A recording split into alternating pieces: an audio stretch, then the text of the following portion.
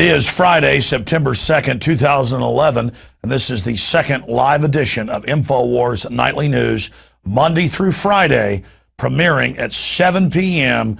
at InfowarsNews.com and PrisonPlanet.tv. And we have a very important transmission lined up for you this evening.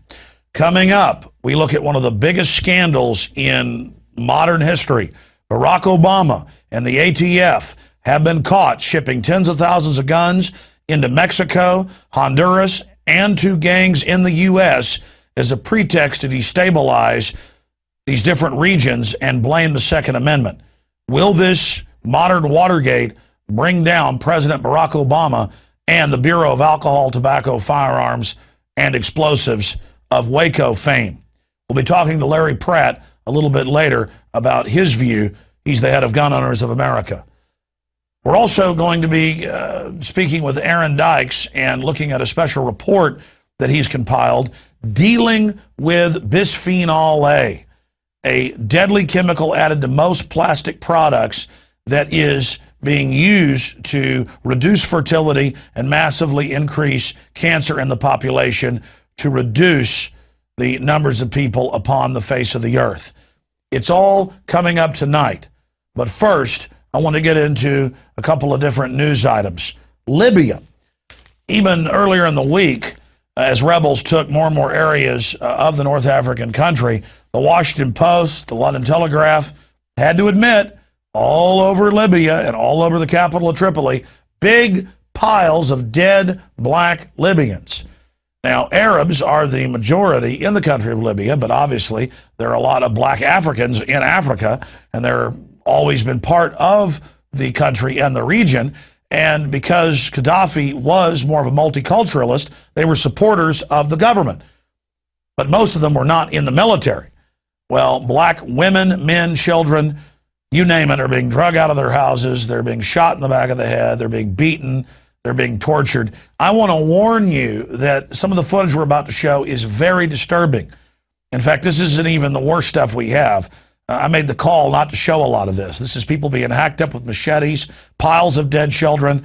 This is the NATO humanitarian response to Libya, a conflict that the West started through Al-Qaeda rebels in the East 6 months ago, now leading to a bloodbath civil war. Here's Rob Dew with that report. The destruction of the spirit of the people. We've seen racist accusations thrown at our leaders in the past.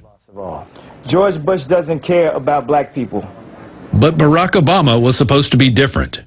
He was supposed to be a champion to all. But now we see that our participation in Libya and the current conflict is a direct correlation to the images you are about to see. Here we see the town of Tawerga and a massacre of the blacks that have lived there. Their hands were bound behind their backs and they were shot in the head. Black-run businesses are being burned all across Libya, and blacks are being rounded up in the back of pickups and taken to prison camps. The dogs of war have been unleashed, and we can expect to see more images of racist attacks on black Africans by Al-Qaeda-backed forces.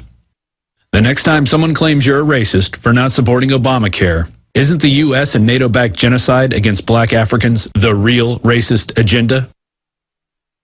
Remember, Libya is not Bush's war. It was started by Barack Obama, a president who has roots in Africa and is using black cover to do the bidding of the New World Order.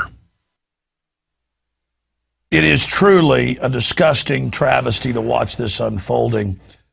I'm no fan of Muammar Gaddafi, the 42-year dictator, but we were told that the uprisings were spontaneous and nonviolent. And now even the mainstream media admits it was a fomented rebellion by the West, and that this is the new model of globalist imperialism. To have rebels try to overthrow the government of whatever country you're targeting, Syria, it doesn't matter, Libya. Then when the government resists those rebels, NATO bombardments come in, followed by Western special forces on the ground. And I saw news reports today that heat-seeking missiles are falling into the hands of Al-Qaeda, who is now the new government of Libya. Even I can't believe this. It's like I've woken up in the Twilight Zone.